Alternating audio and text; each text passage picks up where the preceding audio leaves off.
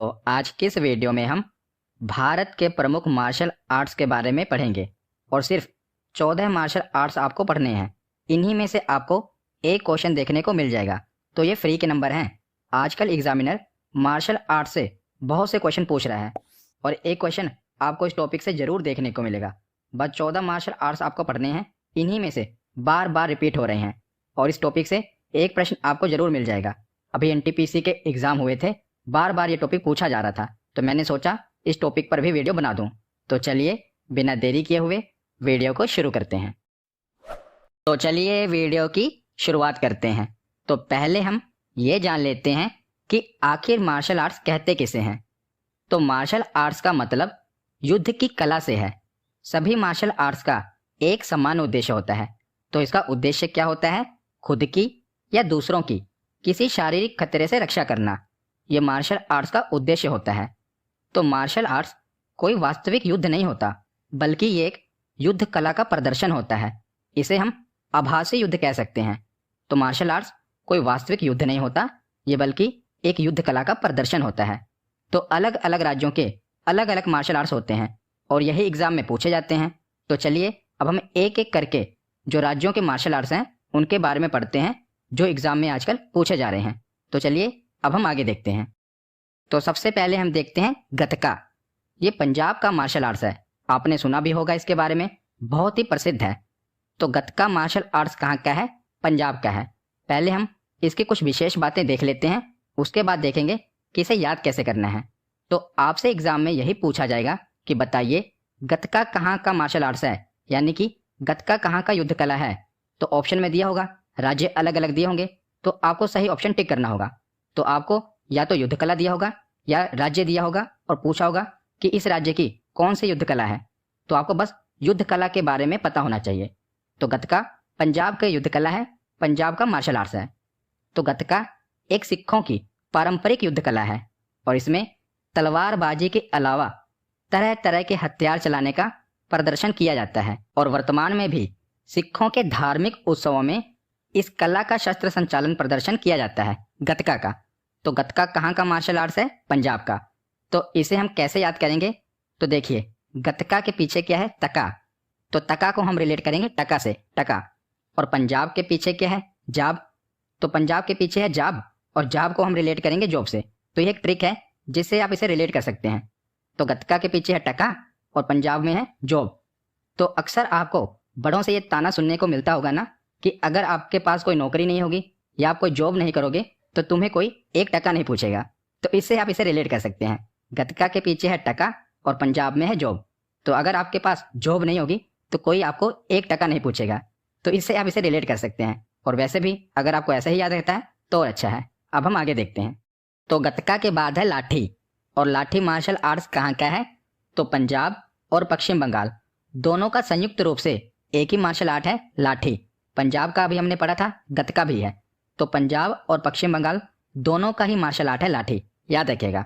और लाठी martial art में इस्तेमाल सबसे पुराने हथियारों में से एक है और इस युद्ध कला में मुख्य रूप से बांस की छड़ें, जिसे लाठी कहते हैं, जिनकी लंबाई आमतौर पर 6 से 8 फुट होती है, का इस्तेमाल किया जाता है।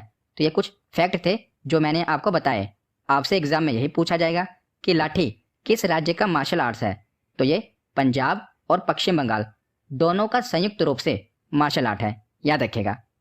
तो लाठी के बाद अगला मार्शल आर्ट है मर्दानी खेल। ये भी बहुत प्रसिद्ध है।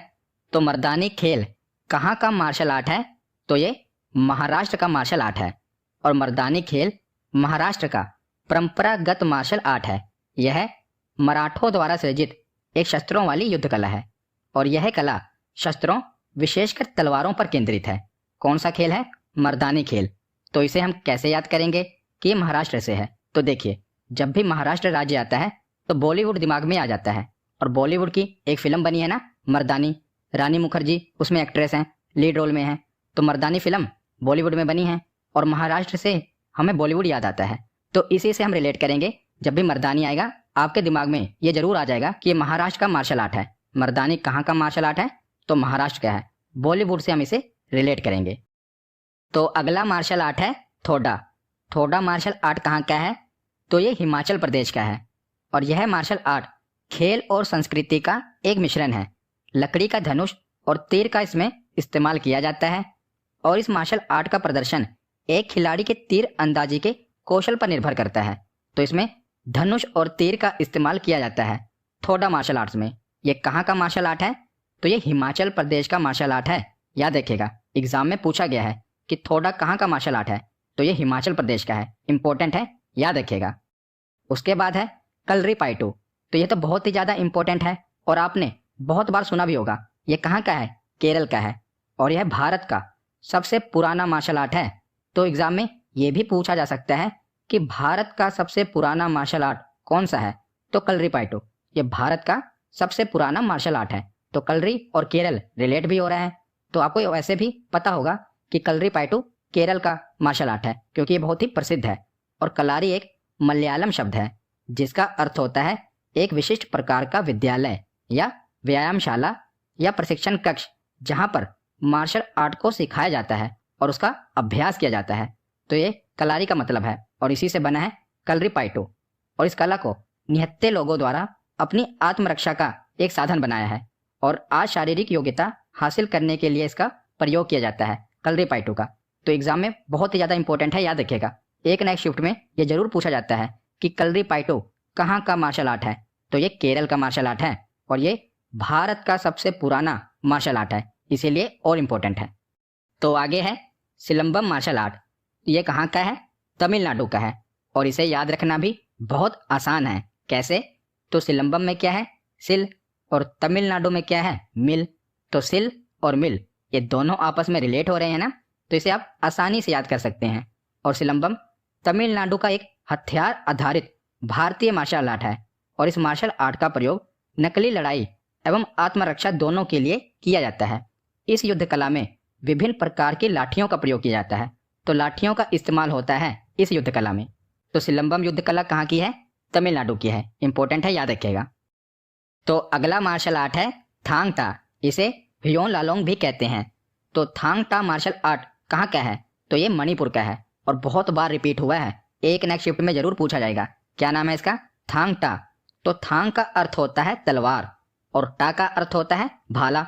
तो आप समझ ही गए होंगे इस युद्ध कला में तलवार और भाले का इस्तेमाल किया जाता है। तो थांग टा मार्शल आर्ट कहाँ का है? मणिपुर का है। तो इसे हम कैसे याद करेंगे? क्योंकि ये बहुत ही इंपॉर्टेंट है। तो थांग को आप रिलेट करोगे मांग से। किससे? मांग से। थांग मांग रिलेट हो रहा है ना। और मणिपुर को हम किससे रिलेट करते हैं? तो मणिपुर को हम मनी से रिलेट करते हैं। तो थांग को रिलेट करोगे मांग से और मणिपुर को मनी से। तो आजकल पैसे की हर जगह मांग है, मनी की हर जगह मांग है ना, हर कोई पैसा चाहता है। तो इससे आप रिलेट कर सकते हैं कि आजकल हर जगह मनी की मांग है। तो मनी की मांग है तो थांग को रिलेट करोगे मांग से और मणिपुर को मनी से। तो अगर आपको नहीं भी याद रहा ना तो इस ट्रिक से जरूर याद रहेगा क्योंकि ये इंपॉर्टेंट है, कई बार रिपीट हुआ है। तो इससे आप इसे रिलेट कर सकते हैं। तो अगला मार्शल आर्ट है इम्बुआन कुश्ती। इसे इम्बुआन कुश्ती भी कहते हैं। ये कहाँ का मार्शल आर्ट है? तो ये मिजोरम का मार्शल आर्ट है, याद रखिएगा। इम्बुआन मार्शल आर्ट मिजोरम का एक प्राचीन द्वंद्व कला है। इसे कुश्ती या मल्ल युद्ध का ही रूप कहा जा सकता है। तो जो ये इम्बुआन रेसलिंग है इसे कुश्ती या मल्ल युद्ध का ही एक रूप कहा जा सकता है। ये मिजोरम का एक प्राचीन द्वंद्व कला है। इंपॉर्टेंट है, इम्बुआन कुश्ती कहाँ की है? मिजोरम की है। इसे इम्बुन और इम्बुआन दोनों ही कहते हैं। तो अगला मार्शल आर्ट है मुष्टि युद्ध। ये कहाँ का है? तो ये उत्तर प्रदेश के वाराणसी यानी बनारस का मार्शल आर्ट है और यह एक निशस्त्र मार्शल आर्ट शैली है जो 1960 के दशक में काफी लोकप्रिय था और इसमें दक्षिण एशियाई बॉक्सिंग शैली की तरह किक, पंच, घुटने और कोहनी की स्ट्राइक शामिल है। याद रखिएगा, आपसे तो यही पूछा जाएगा कि मुष्टि युद्ध कहाँ का मार्शल आर्ट है? तो मुष्टि युद्ध वाराणसी, उत्तर प्रदेश के वाराणसी का मार्शल आर्ट है। तो अगला मार्शल आर्ट है परिखंडा। ये बिहार का मार्शल आर्ट है। यह भी बहुत इंपॉर्टेंट है, एसएससी में कई बार पूछा गया है। तो परिखंडा मार्शल आर्ट कहाँ का है? बिहार का है। परी का मतलब होता है ढाल जबकि खंडा का मतलब होता है तलवार। तो इसीलिए दोनों ढाल और तलवार इस कला में उपयोग किया जाता है परिखंडा में। तो ये इंपॉर्टेंट है, इसे याद कैसे करेंगे? तो देखिए, परिखंडा में क्या है? परी यानी कि एंजल और बिहार के पीछे क्या है? हार। तो जो परी होगी जाहिर सी बात है उसने गले में महंगा हार पहना होगा, चमकदार हार पहना होगा। तो इसी से आप रिलेट करेंगे कि बिहार के पीछे है हार और परिखंडा में क्या है परी, तो जो परी होगी उसने हार तो पहना ही होगा ना, तो इसी से हम रिलेट करके इसे याद रख सकते हैं। तो अगला मार्शल आर्ट है काथी सामू। ये आंध्र प्रदेश का मार्शल आर्ट है। तो काथी सामू आंध्र प्रदेश की सशस्त्र आधारित एक प्राचीन युद्ध कला है और यह कला केवल उन्हीं परिवारों के द्वारा प्रदर्शित की जाती है जो पूर्व समय में राजा के सैनिक हुआ करते थे। तो काथी सामू मार्शल आर्ट कहाँ का है? आंध्र प्रदेश का है। अब हम आगे देखते हैं। तो अगला मार्शल आर्ट है स्के। ये कहाँ का है? ये कश्मीर का है। तो प्रारंभ में इस कला का प्रयोग कश्मीरी मुख्यतः जंगली जानवरों से अपनी सुरक्षा एवं भोजन हेतु जंगली जानवरों को मारने के लिए किया करते थे, पर बाद में यहाँ के राजाओं द्वारा इसका प्रयोग जंगली जानवरों से सुरक्षा एवं भोजन के अतिरिक्त शत्रुओं से अपनी सुरक्षा के लिए किया जाने लगा। तो ये कहाँ का मार्शल आर्ट है? कश्मीर का। इसका नाम क्या है? स्के। तो अगला मार्शल आर्ट है वर्मा कलाई। ये कहाँ का है? तो ये तमिलनाडु का मार्शल आर्ट है। तो वर्मा कलाई कला की उत्पत्ति तमिलनाडु में हुई है, जैसा कि हमने पढ़ा। और इस कला में शरीर के प्रेशर पॉइंट या दबाव बिंदु, जिसे वर्म भी कहते हैं, पर प्रहार या दबाव डालकर किसी व्यक्ति को नुकसान पहुंचाया जाता है। तो प्रेशर पॉइंट पर दबाव डालकर इस मार्शल आर्ट में व्यक्ति को नुकसान पहुंचाया जाता है। तो ये कहाँ का मार्शल आर्ट है? तो ये तमिलनाडु का मार्शल आर्ट है और इसका नाम क्या है? वर्मा कलाई। तो एक मार्शल आर्ट हमने और पढ़ा था तमिलनाडु का, उसका नाम क्या था? तो उसका नाम था सिलंबम। सिलंबम भी तमिलनाडु का है और वर्मा कलाई भी तमिलनाडु का ही मार्शल आर्ट है, याद रखिएगा। तो आज का हमारा आखिरी मार्शल आर्ट है पाइका अखाड़ा। ये कहाँ का मार्शल आर्ट है? तो ये उड़ीसा का है। पाइका एक उड़िया शब्द है जो पटाटिका से आया है। इसका अर्थ है पैदल सेना और अखाड़ा का अर्थ है एक ऐसा स्थान जहां युद्ध कला का प्रशिक्षण दिया जाता है। तो पाइका अखाड़ा मार्शल आर्ट कहाँ का है? उड़ीसा का है। तो हमने 14 के 14 मार्शल आर्ट जो कि एग्जाम के लिए मोस्ट इंपॉर्टेंट हैं पढ़ लिए। तो अब देखते हैं आपको याद हुआ है कि नहीं। तो मैं आपसे 3 मार्शल आर्ट्स के बारे में पूछता हूँ, आपको कमेंट सेक्शन में बताना है कि आपको याद हुए हैं कि नहीं। अगर आपका सही जवाब है तो आपको वीडियो देखने के बाद कुछ तो फायदा हुआ है। तो पहले बताइए गतका मार्शल आर्ट कहाँ का है? दूसरा है सिलंबम मार्शल आर्ट, ये किस राज्य का है? और तीसरा थांग टा मार्शल आर्ट, ये किस राज्य का है? तो आपको इन तीनों मार्शल आर्ट के बारे में कमेंट सेक्शन में बताना है कि ये किस राज्य के हैं। पहला गतका, दूसरा सिलंबम और तीसरा थांग टा। तो आज की ये वीडियो यहीं पर खत्म होती है। कैसी लगी ये वीडियो कमेंट सेक्शन में जरूर बताना।